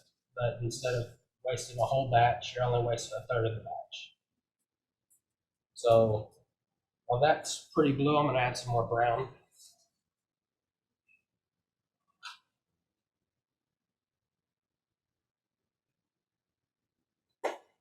So that was 3 drops of brown. How many drops of blue?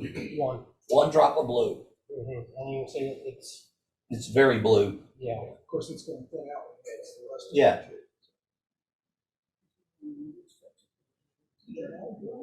Yeah. At this point, it kind of looks like the blue water at Six Flags.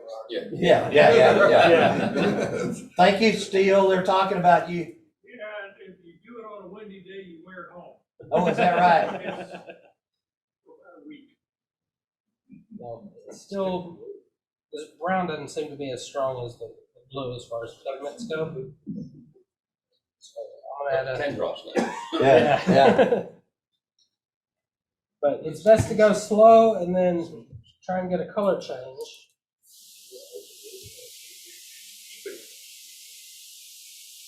I'm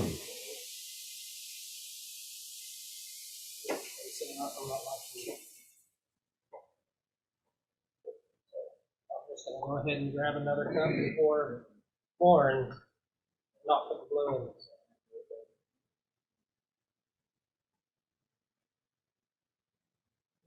Which I'm glad you're doing what you're doing, because what you're showing everybody is, if you mess up, no big deal. Okay? It's okay to mess up. And that's a big thing with people with scenery. They're so worried about doing something wrong that they just don't do. If that makes sense to what I'm talking about. Yeah, they freeze up and they just don't go there. Okay? Well, I just can't do scenery. I just won't do it. And that's where, like, I guess the thought effects around it, because we're always on such a time crunch to get things out the door and move on to the next project. That at some point you got to cut your losses and move on. Yeah. So I'm gonna go ahead and add 2 drops of this.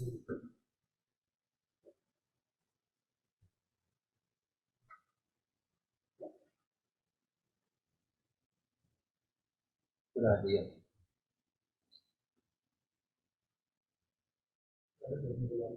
No, I think it is. Maybe this set on the shelf for too long. Pigments, something down the bottom. You need to shake it up for you, or in between your grips.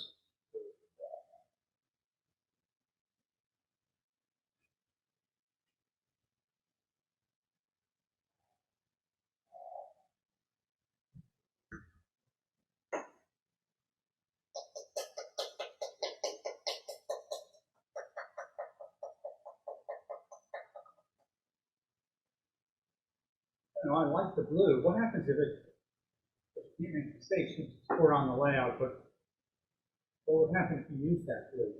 It would come out more like this.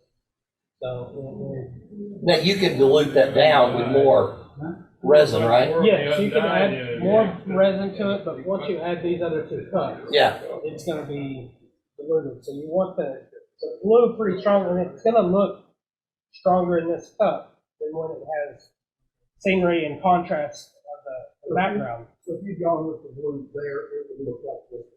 Because this was one drop, so it was the equivalent of that. You can always add more of the uncolored, a little bit. Right, and you can, mix up a whole nother batch and just pour part of that in to it. To dilute it down. Yeah. You just know this. Do you ever paint your bottom different shading before you do a pour? It depends on what I'm doing. So if I'm doing, say, a harbor, yes, I would definitely paint and shade. Or deeper water would be more of a darker blue. Shallower, you would get more browns. For small rivers and streams, no. I might do my scenery and then airbrush, but and it, again, depends on how muddy you want your water to look. If you were going to do a gradient from the shoreline out to the deeper water, would you use acrylic? I would use this, but I would model in, say, so much into the edge and then just paint to show. If it's too deep of water, you want to illustrate that there's no acrylic paint. Just to pour over acrylic paint without it doing anything. Yes, after it's fully dried, like give it a day or so, it will work.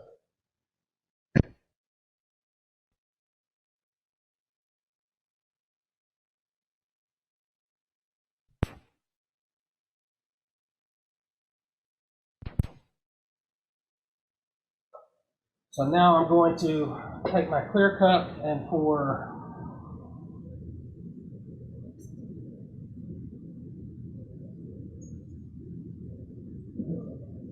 both resins together. The one was that was two resins. You still have to add resins. You haven't done the hardener yet. No. Now here's the hardener. You've got half of that color. It's almost like oil and water until you start stirring the different parts. And as you can see, the resin's on top. Now, what will happen is it will turn milky in a way. Let me actually move this. It'll turn milky, and then it'll turn clear again.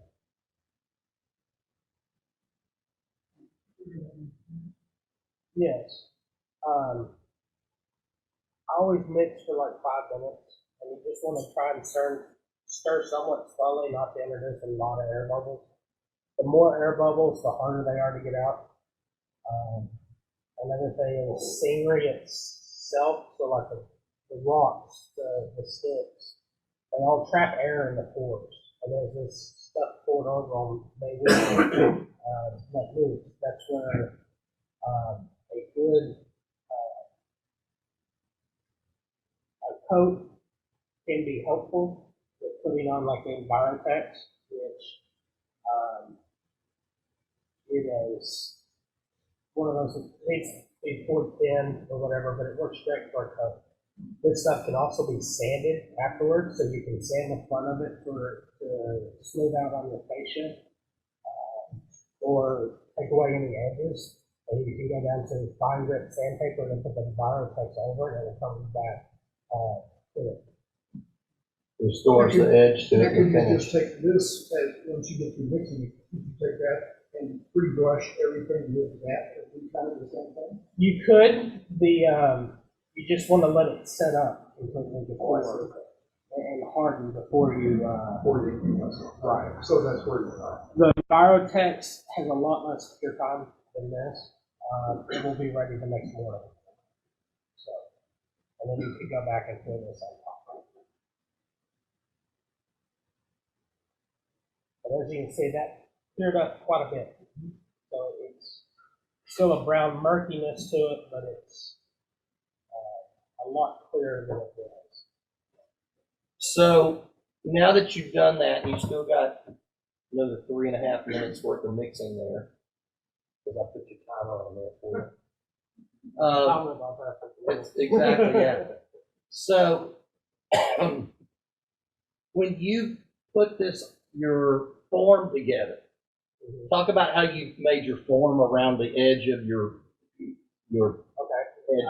I like to use, at least for large spaces, surface areas, I like to use cheap plexiglass, about as thin as you can get it, because it's got enough rigidity to it to hold its shape, and basically you just hot glue it on. So I put a bead of hot glue across the front, push the plexiglass on, and hot glue along the sides, push the plexiglass on, and then hot glue up the center. It allows you to break it off easy if you need to, once it's pure. And the hot glue creates enough of a bond and fills in the gaps, hardens, to give you a nice damp if you want to keep, reduce your chance of leaks.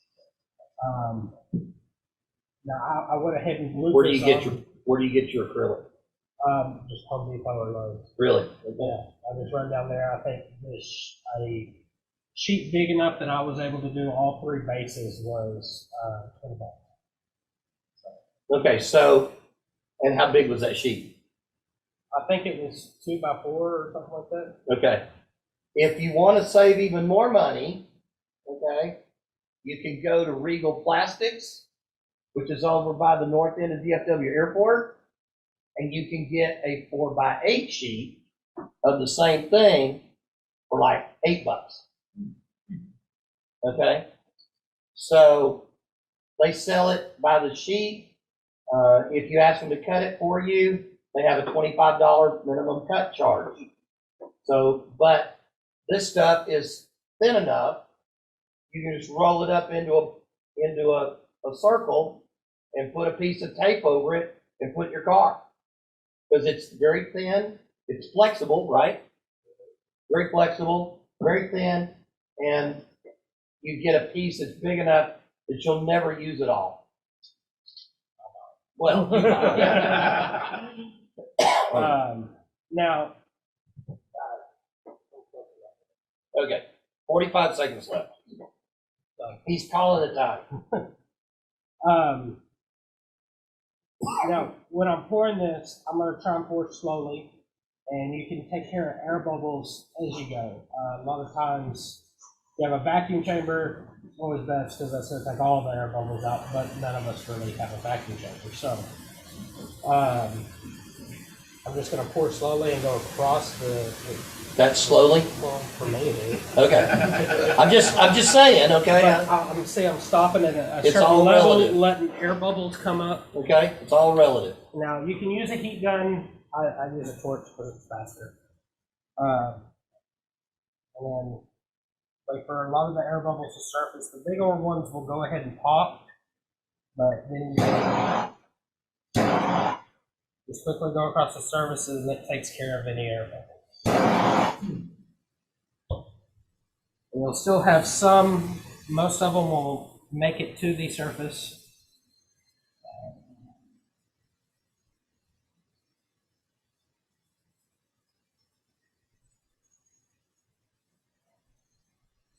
And went ahead and put sticks at where I want the river bank. And it's best to, in my opinion, to go ahead and have some kind of marking, whether it's a rock or something, how high you want your water ahead of time. That way you can, as you're pouring, you know when you reach your limit. This will self-level out. So that drift on the table? I had the whole thing, yeah. Lacquer thinner, if you get it on your hands or whatever, because the stuff will be sticky. So. Sorry, David. That's what forever No problem. Just, if you use a torch, be careful not to hit your grass because it will catch fire. Ask you how you know this? There's actually this thing, Yeah. you can see where it's saying. Hey, Cole, have you ever tried CO2 to get the bubbles out? No, I haven't. I know in emporium fire trucks back in the day, you could actually take like a soda straw, blow across the top, and it would actually help pull the bubbles up. Mm-hmm. So if you've got a spot that's kind of tight in there and you're worried about getting flame around scenery, that worked really well with that. But you're also talking a much thinner core. But if you've got, it looks like you have a CO2 tank there for your airbrush, I've been needing to try that since I switched over to CO2 for mine, about maybe putting a low pressure on the airbrush and passing it across to see if it would pull the bubbles out. So I haven't heard the CO2. It was my understanding it's the heat from your breath. Yeah. That popped it. Yes. Now, do you think a heat gun would be hot enough for what you're using the flame for? Yes. Yeah. Like I said, you can use a heat gun. I use a torch because it's hot. You gotta wait a second for the heat gun to heat up and whatnot.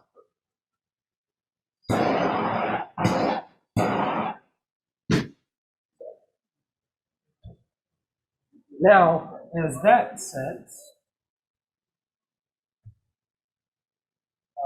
you can, once that's set and through the magic of TV, Yeah. I've got this one. And so now we'll do surface ripples. Okay, and I'm going to try and turn it sideways so everybody can see and I can still see. But what I do is I just take Mod Podge blocks, which I always buy in bulk because I use it for everything. And then use a brush and just dab it on. You can use a fan brush. And you can actually, you don't have to have the airbrush to create the surface ripples. You can do it with a fan brush, just working it. That finished one, wherever it is, that's 2 layers of the Mod Podge on it. I did just a full surface, and then I came back and tried to add more of the waves coming into shore. And I'll show you in a second the best part about using the Mod Podge. If you mess up, you can fill it right back off. So, right now, I'm just going to get a bunch on here. And I work in sections because the Mod Podge will kind of skin over pretty quick.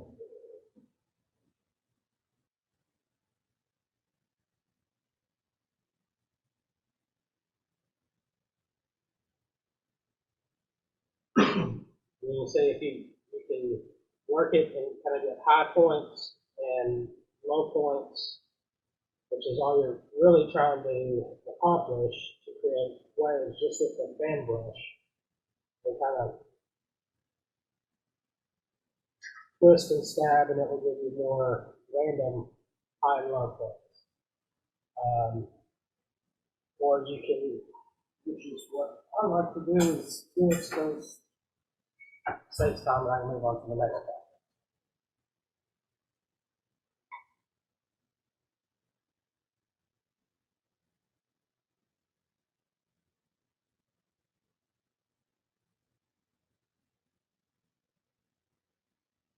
So this is about 19 psi, and I'll just take the airbrush and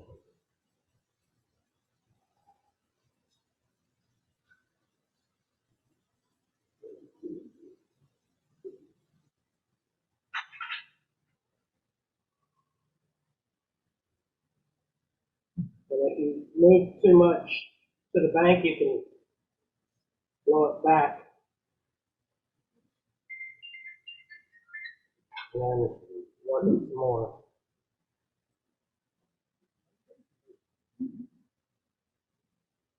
So you just wipe off the front.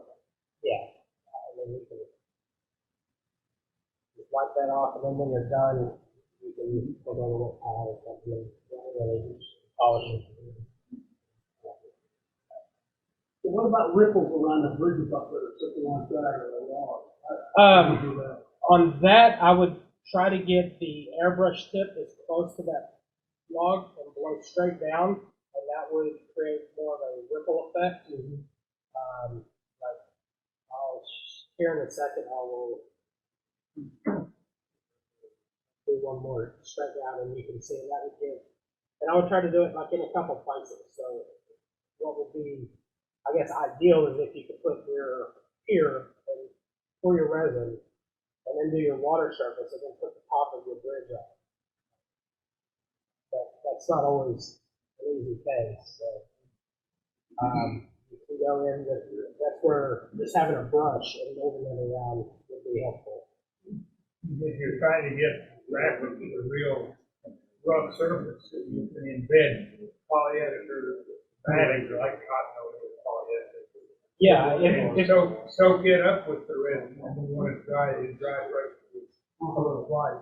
What I like to even do is, I forget where I've seen it, but you can find like 1 millimeter white static grass and mix that in with a little bit of the Envirotex or something and brush that on, mix it up to almost a paste consistency, and that will give you a nice white water. Yeah.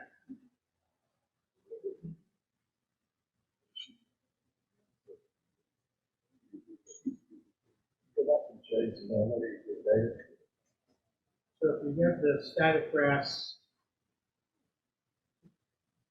in the environment, would that be a second layer on top of your? Yes, I would do a full surface layer of this, and then I would go through with that and just brush to create whitewater effects, and then after that dries, come back with, and you can even mix up the static grass in this and do it, but I would create like a test piece to make sure you get the right amount of static grass in, because you're not going to be able to see it when you mix it.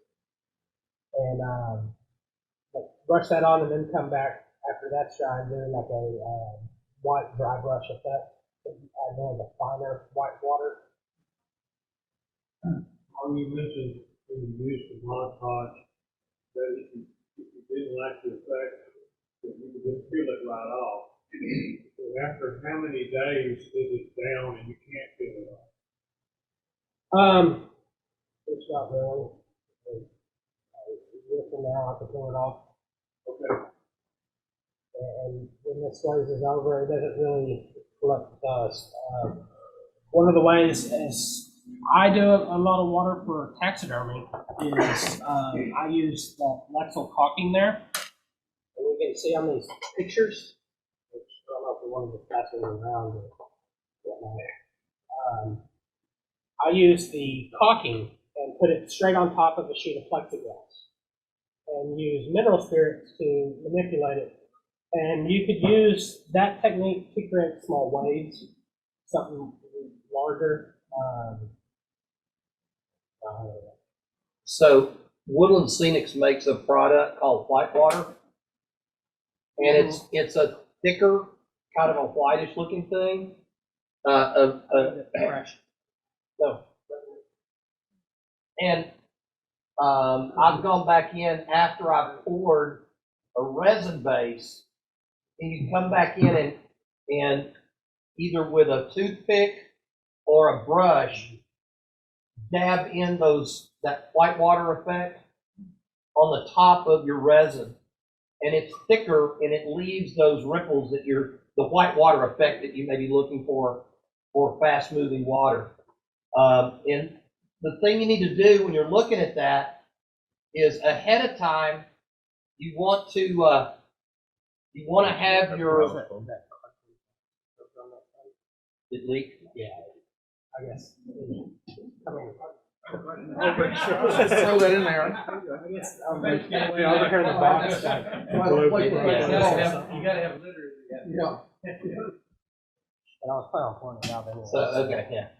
So, but look at, if you're planning on doing whitewater, photos are your friend.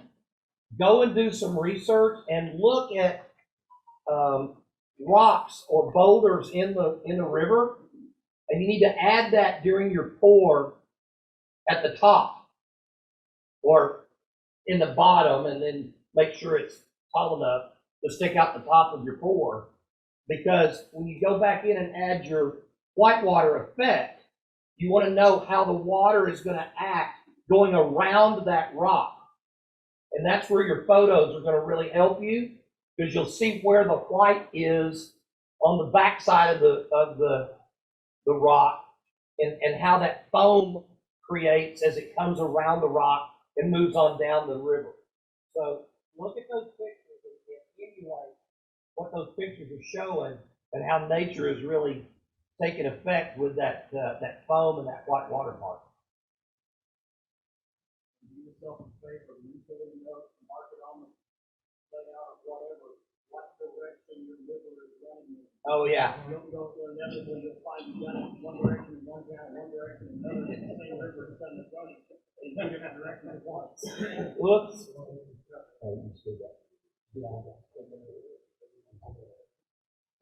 I've seen that on more than one railroad. Well, it was on either side of the Continental Divide. I mean, When you're creating your dam, lose your time. Don't overdo the glue. Did you make a mess in my area? yeah, don't skip on I'll it. change it. Yeah.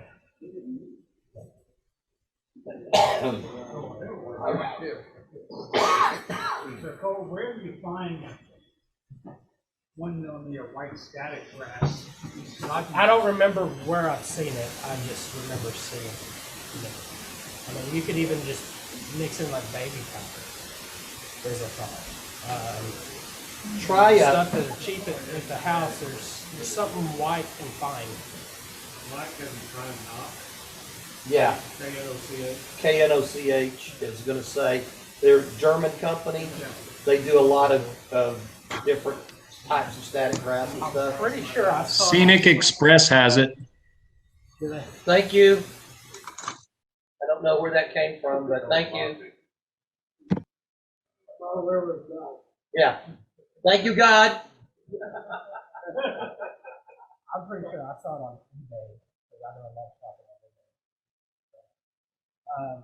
So I'm going to show you how easy it is to fill that Mod Podge up. And I'm just going to do like a small section here. So I'm just going to take a knife, cut out this whole section.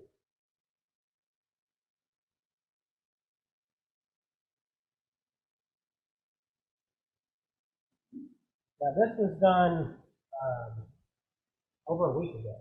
I did the Mod Podge over there. And as you can see, it just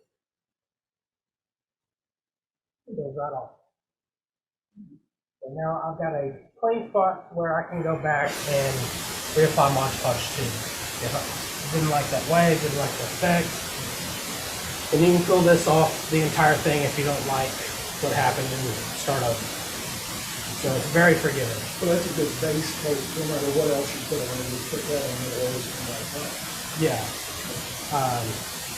As far as ripples, that's the way I like to do it, just because of that. I can change them, I can create more waves, I can do a lot of different things. And you can make this as thick as you want by adding more layers. So.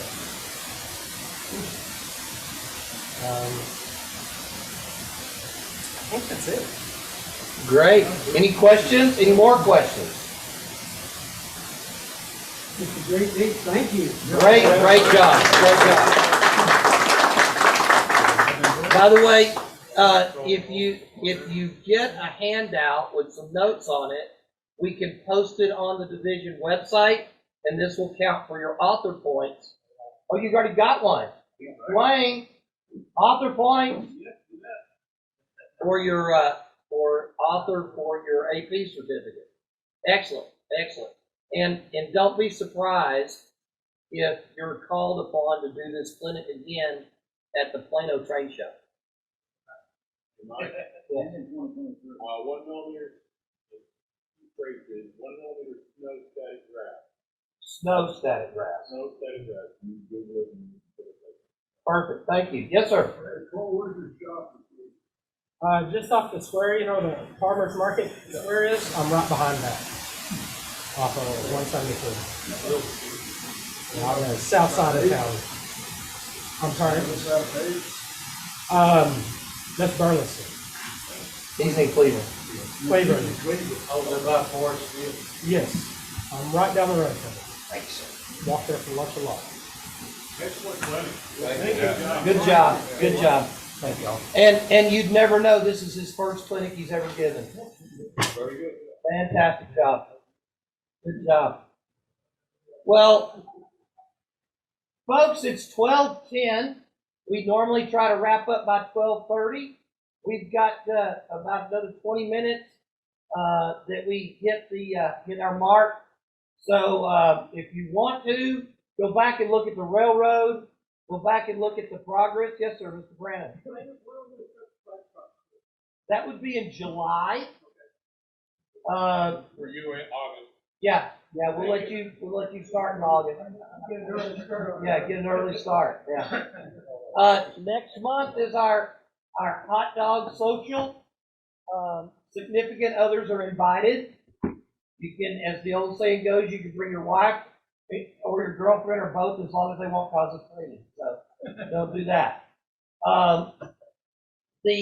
But if you want to bring your wife or a girlfriend, as long as you don't have a wife, go ahead and bring them over. No, don't bring both. Yeah. But they're certainly welcome. It's a family event. Kids involved, whatever. It's all good. And so bring them over, and we'll do that next meeting. We'll have a short meeting. We're going to have a gentleman from Oregon who does hand-laid turnouts, and we're going to let him talk to us about the kind of turnouts he does, and then we're getting right into the food, fun, and fellowship. So we'll see. Yes, sir. And so far as the June clinic for the flat car, and next month. July. I'm sorry, July. And next month's whistle, we will remind everybody of the tools that are required. We've got plenty of time to do all that together. And unlike previous clinics that were making takes, Mr. Lysing has spent multiple hours getting packets put together that have all of your parts for your clinic build. Okay? This is not a kit. Do not use the K word. Mr. Richardson. I know he's back there somewhere. Talking about the flat car, not being the K word.